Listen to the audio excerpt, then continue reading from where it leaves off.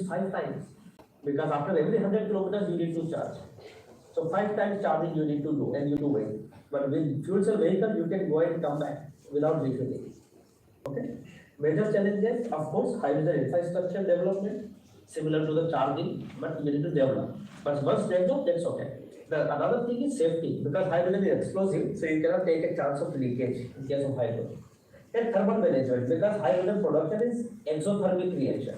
Okay, exothermic reaction. So already we are a hot country, and temperature is quite high. So you need to use that thermal that heat that is generated and due to exothermic reaction somewhere, either cogeneration, space heating, water heating, etc. Okay, or in the form of yeah. So if we see the history, the fuel cell started in 1839, almost we can say 180 years from now. Okay, and then it started. It was like 1 volt, like similar to the 1 volt battery. But after 60 years, 1839 to 1895, after 60 years, they were successful in developing 1.5 kilowatt fuel cell. And then after another 35 years, in 1930, they were successful in developing 2.3 kilowatt fuel cell. But can you see this slide, the 2.3 kilowatt fuel cell, how they look like? Almost 5 feet volume, and the weight is also quite large. But in 1930, America, with the help of General Electric, was successful in using it for their space mission, by NASA. Okay, in the Apollo lunar missions or in their Gemini space program 2 times in 1930 and 1950. Okay, but very heavy and quite large volume. Okay, 5 feet and very heavy, and you can see only 2.3 kilowatts. So they need to basically develop several fuel cells, and it takes lots of space. And after that they stopped it, but it was tested in terms of safety. Okay, long back, 75 years from now, right? 75 years from now.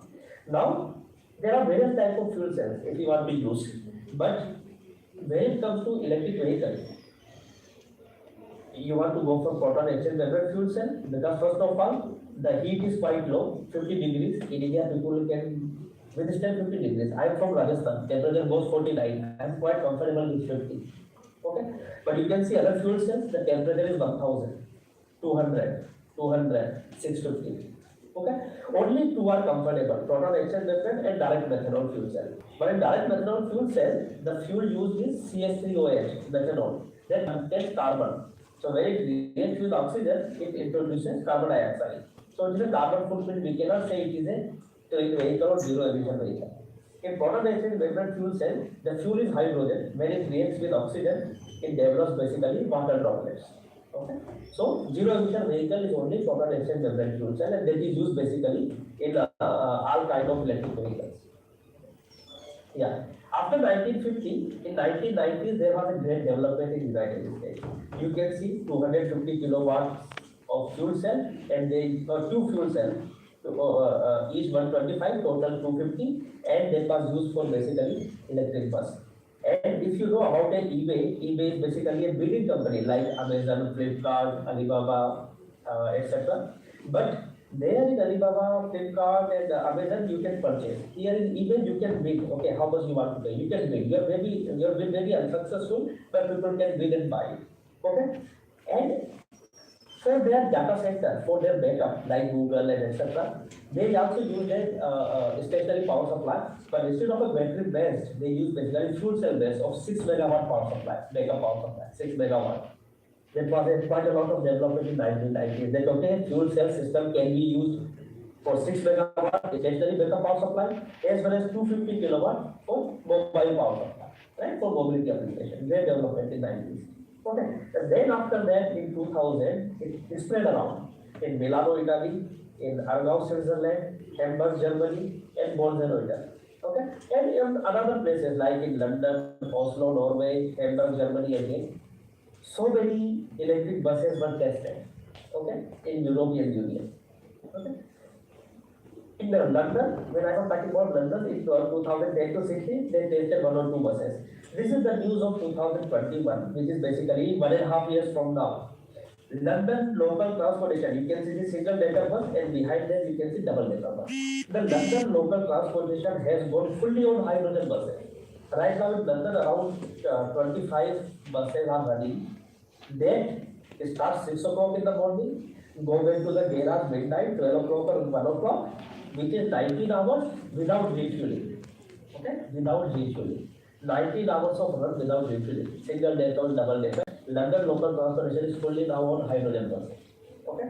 In India also, if you see in 2018, IOCL in collaboration with Tata Motors, they have also developed and tested hydrogen fuel cell bus 4 years back. But due to safety and security issues, they are not basically in the practice yet. Okay. Last year in March 22, which is 10 months from now, Nitin Gadkari came in news. He's in news always, but the reason that time was he launched hydrogen powered Toyota Mirai. Right now, Minister Nitin Gadkari is advocating a lot on hydrogen energy. Okay? And that time he mentioned in March he delivered in the news that hydrogen is the future. Somewhere you can see here, launches world's most advanced technology, which is Toyota Mirai. It can run 600 kilometers, Delhi to Jaipur, Jaipur to Delhi without refueling. And he says that can be used for trains and in planes also in future. Okay, and it opens opportunities for farmers where the irrigation water, the dirty water is wasted. We can use it back basically for the hydrogen production.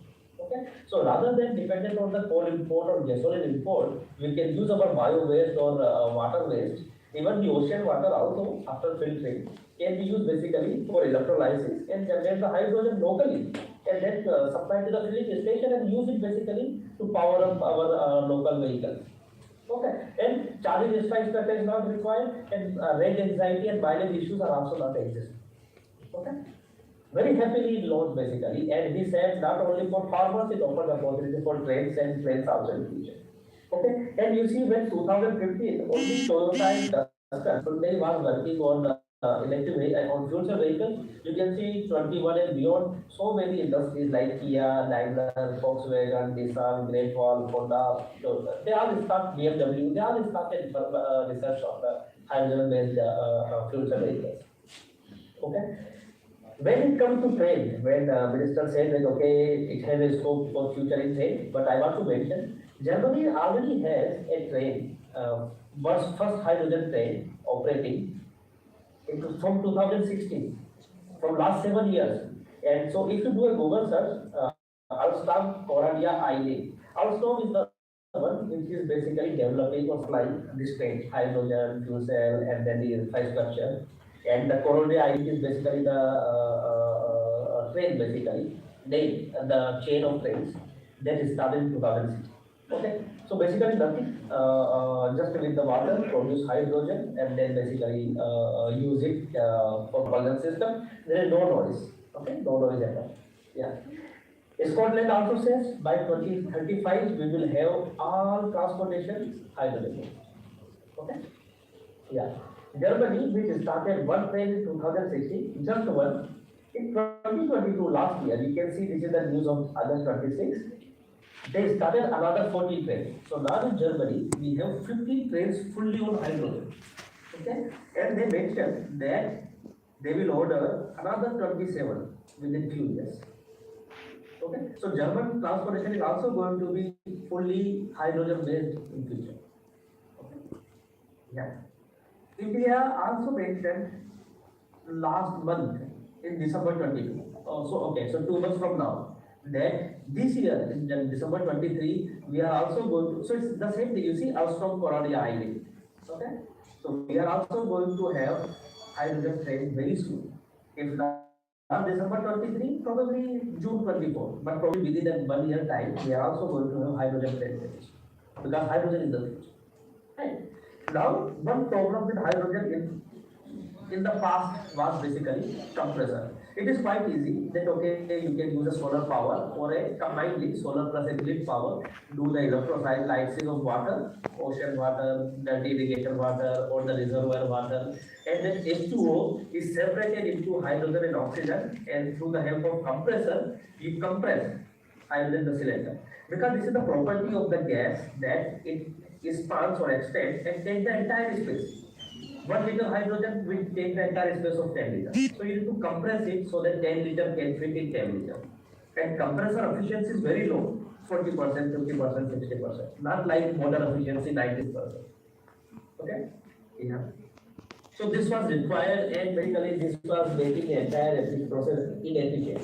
Now this storage can be supplied to the dispenser, which is the fuel pumping, and there you can fill through the pipeline, like CNG pipeline, to the electricity, to the fuel supply. So this process is quite easy. But the problem of compression was the major challenge. But nowadays, there are technologies that is known as high differential pressure electrolyzer. Means the compressor kind of technology is integrated with the electrolyzer, and this already develops hydrogen in high pressure. Okay, right now you can see that hydrogen of 35 megapascal pressure is developed by compressor, but here the electrolyzer itself can develop hydrogen at a high pressure and deliver hydrogen at a high pressure, which is 35 megapascal, without the requirement of compressor, and that is making the overall process efficient. Earlier, it was quite inefficient because of the losses in compression. You can see hydrogen compression loss. But now this loss is eliminated, and this is called low loss high differential pressure electrolyzer. And because of that, hydrogen is becoming the future. Okay. Japan already has 35 hydrogen fueling stations. South Korea has 18. UK has 12. Maybe more now because of local transfer in London, probably more. 25 in California. More than 30 in European Union, more than 30. But UK, I'm sure, has more now. Okay? And it is going to increase. Singapore also mentioned that in the early 2026, they will also have hydrogen plant of 600 megawatt capacity. This was good news. There is another thing to come out soon. That another island of Singapore, which is known as Jurong Island and Senakaku Island, they are also started producing hydrogen with the help of their industry partners. Okay. If you see the news of third week of January, first week of January, Prime Minister Modi also announced 20,000 crores. Okay, that India will give the green hydrogen hub. Okay, India will hydrogen hub and invested 20,000 crores basically for the hydrogen infrastructure. Okay, yeah. The entire world is moving towards battery and then now towards the hydrogen, despite lack of infrastructure, despite security, and despite other challenges of electricity. But the commitment is basically carbon reduction. Now, when we come to technologies, the important technology for fuel cell is power electronics. Because fuel cell produces variable DC power, and then DC voltage and DC power is variable. That I will show you how it is. So power electronics is different. You cannot replace the battery by hydrogen and it will run it. No. You have to replace the power electronics also. The power electronics for battery electric is completely different than the power electronics for fuel cell electric. Okay. Yeah. So similarly, like the way in the electric vehicles, you need inverter, you need electric vehicle controller, energy management. You need here also. But instead of battery, here you need a hydrogen and you need thermal management system, because hydrogen production or electricity generation from hydrogen fuel cell is exothermic, and the heat that is generated, you have to exhale it or use it. Okay, so there is thermal management required. Another thing is that still a small size battery is required, not a propulsion side or traction side battery, but a small size battery. Then we will see. Okay, so why battery is required? Fuel cell has a basically large time constant. Okay, that's why fuel cell is quite slow to respond. So whenever you want to start the vehicle, it takes time. So battery will help to restart and start the vehicle and accelerate the vehicle. After some seconds, few seconds, when fuel cell takes over, fuel cell comes to this steady state condition. Okay, then battery will become idle. So battery will work in transient condition for few seconds and then fuel cell will take over. During normal driving, fuel cell is working. When regeneration happens, when you apply braking, then basically motor acts as a generator and the inverter will charge the battery. So battery is required first of all to capture the regenerative braking, and the second, during acceleration, fuel cell is not able to supply the instant power because of the large time constant. So battery will come into picture. When you start the vehicle, fuel cell takes time to when fuel cell vehicle starts running initially, it is on battery, and after few seconds or after few meters or half kilometer, then battery takes over, then fuel cell takes over. So battery also always required as an energy buffer or secondary source of energy to start the vehicle, to accelerate the vehicle, and to capture the regenerative power. Although the capacity is quite small. Okay, and the battery can also be used basically for range extension. Okay, but this is another application of fuel cell I want to mention, that if you don't want to use fuel cell for propulsion system to participate in the traction because of the slow response. Okay, in the marine electric ship application, for electric aircraft application, they are using basically fuel cells for auxiliary load, also known as hotel load. For example, lighting, entertainment, television, fan, air conditioners, cooling, etc. And the propulsion, which is the heavy load, is megawatt, is fully on batteries, okay, or fully on gasoline. But auxiliary power is system, lighting, entertainment, air conditioning, cooling, fan, etc. are on fuel cell. That is called auxiliary power unit. Okay, it's not propulsion. Now, if we see the fuel cell characteristics, we can clearly see that if you draw the current from the fuel cell, if you load the fuel cell, you can see fuel cell voltage goes down. If it was 100 volt at zero no load condition, it becomes basically 40 volt. Okay, or light load condition, it is 80 volt. So you can see that fuel cell voltage varies quite large. So if it is 400 volt, then it means when you are accelerating the vehicle, when you are driving more power from the vehicle, full speed, then fuel cell voltage is 400. But when you are driving basically at less speed, due to the traffic, due to the city driving, due to the traffic lights, due to the road condition, then the fuel cell voltage is 800 volt. Now the power electronics there should basically withstand the 800 or 1000 volt, not the 400. In case of battery, the voltage change is only 13%. If it is 400, when you when the battery discharges overtime, the voltage drops down from 400 to basically suppose 13 to 350. So 350 to 400. But here it is not less, it is 400 to 800. Okay, so power electronics, otherwise the device will damage. This is number one. Okay, this is very important part. Number two, that which is hydrogen flow. Okay, you can see from the next slide. Okay, based on the hydrogen flow, there is the maximum operating point. Okay, suppose hydrogen flow is 100%, the operating point is here, means you are supposed to draw 10 ampere current. But if hydrogen flow is 100%, and if you are drawing, for example, 5 ampere, then half of the hydrogen is wasted, and hydrogen is not free. So suppose, for example, if you started your electric vehicle to drive from Delhi to Jaipur, okay, and you think, okay, it will, I am able to drive. But suppose with the fuel 100% hydrogen flow, if you are driving instead of 10 ampere, if you are driving only 5 ampere due to traffic, or suppose you are not comfortable in high speed driving, then half of the hydrogen is wasted. Then probably after 300 kilometers, you can see, okay, hydrogen tank has gone. You might feel that, okay, there is a leakage or there is a problem in the engine. There is no problem at all. There are two problems that generally happen. One is that, okay, your control system is not able to adjust the current with respect to the, or your control system is not able to adjust the hydrogen flow compared to the with respect to the current. The current comes based on your leg on the accelerator. Okay, if it is full accelerator, okay, then 10 ampere current and say full speed. But suppose accelerated such that current is 5 ampere, but hydrogen flow is not able to basically to 50%. It is still 100%, then half of the hydrogen is wasted. So one thing in power product, you have to withstand this voltage variation from 400 to 800, which is 200%, large variation. Then developing a high efficient power product is a challenge. Now, the controller should be such that it adjusts the current of the controller should be such that it adjusts the mechanical valve of the fuel cell stack or of the cylinder.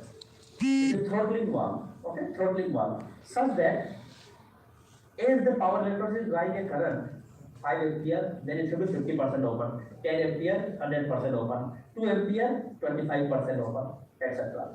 Okay, so this is called basically maximum power point operation. Whatever is the maximum power corresponds or maximum flow corresponding to the current, valve should be opened accordingly. So in fuel cell system, there are three systems involved: electrical system, which is the current; mechanical system, which is the mechanical valve, throttling valve; another is the electrochemical system, which is slow. That okay, when hydrogen comes, chemical reaction happens. Hydrogen decompose into H plus 2O minus, and then react with the oxygen, becomes water droplet. 2H plus and 2E minus. 2E minus is electric. Another issue is basically, we are coming to it now. Another issue or another challenge is basically ripple current sensitivity. Okay, in battery, ripple current is quite adaptive. Okay, but in case of fuel cell, it is related to high. So electronics has a quite a high ripple. Then hydrogen flow, because since you are supplying this current ripple, so automatically the hydrogen flow is basically adjusted according to the peak value. Okay, but the power supply or the range, the mileage is corresponds to the average. So whatever hydrogen, which is basically between average and the peak, is basically best of hydrogen. So from this left slide, you can see that if the ripple is quite less, 1-2%, then you can see the fuel utilization or hydrogen utilization is 100%, efficiency is 50%. The electrical efficiency is 50%, and then the rest is the thermal one, the heat. But if the ripple becomes 50%, so current is from 5 to 10, then 10 to 5. So ripple is 50%, 5 to 10, 10 to 5, 5 to 10, 10 to 5. Okay. Then you can see with 50% ripple, the efficiency is approximately 35%, and the utilization has become 60%, means 40% hydrogen wastage. And hydrogen is not free, you have to purchase. Okay, it's not like solar. If the ripple is 100%, 100% means current starts from 0 to 20, then 0, then 20, then 0, 20, 0, so that average is 10. But you can see hydrogen utilization is basically 50% and efficiency has gone down to 30%. Okay. So you can see efficiency dropped from 50% to 30%, utilization drops from 100 to 50%. So your mileage basically will drop from 600 to 300 kilometers. Okay, so sometimes you can think, okay, what happened? Is there anything wrong? No, your filter is the problem. That's it. You have to adjust the filter. Okay, so that's how you can see that power electronics, there are three requirements. One is you have to design the power electronics for fuel cell vehicles such that input filter delivers steep DC current, ripple free steep DC current. Number one. Another thing, the power converter should be able to handle the transient. Large variation in the voltage, 400 to 800. And when the voltage changes, efficiency changes. So having a almost flat efficiency is another challenge. Okay, which is with respect to velocity basically. Higher speed, voltage is low. Lower speed, voltage is high. Because higher speed, low voltage, high current. Lower speed, lower high voltage and low current. Okay. So developing a power products with high efficiency is again a challenge. Another is the transient operation. Okay, regenerative braking, reverse power, then goes to the battery. Okay, whenever the fuel cell is not coming into picture, then battery has to supply power. So power products has to basically take power from the fuel cell during the steady state, and from the transient, during the transient, power products has to take power from the battery efficiently. So there are two ports. One port is coming from the fuel cell, another port is coming from the battery. And power products should be able to switch efficiently and very fast to take steady power from the fuel cell, transient power from the battery. Okay. In addition to the reverse power flow during the reverse regeneration. Okay. Yeah. So for this purpose, there are two kinds of power electronics. One is voltage fed, where the input has a large electrolytic capacitor. Another is current fed, which is my research area also, where then the inductor in series with the source. If there is an inductor in series with the source, the benefit is that input current is flat, DC. So our first problem, input current should be ripple free steep DC, is immediately solved because the current through the inductor cannot be changed, right? So this current is ripple free. Number one. Number two is again that okay, since the current is flat, then you can basically adjust the hydrogen flow at the average value because there is no ripple, there is no peak. Okay, that is also quite solved. Now number three is basically this large variation in voltage and current. Today we don't have enough time, but generally I deliver this lecture also always. that I have compared during my PhD, and there is a book chapter also, various voltage state converters, resonant converters with inductive filter, capacitive filter, and the voltage state converter is done. So for the fuel cell applications, current fed power products are quite justified, and many of the researchers are focusing on current fed power electronic system for the design of the fuel cell inverters. Okay. Now to conclude, Elon Musk, quite successful industrialist, Toyota, Bob Carter, quite successful industrialist. Both of them have a different opinion. While Elon Musk says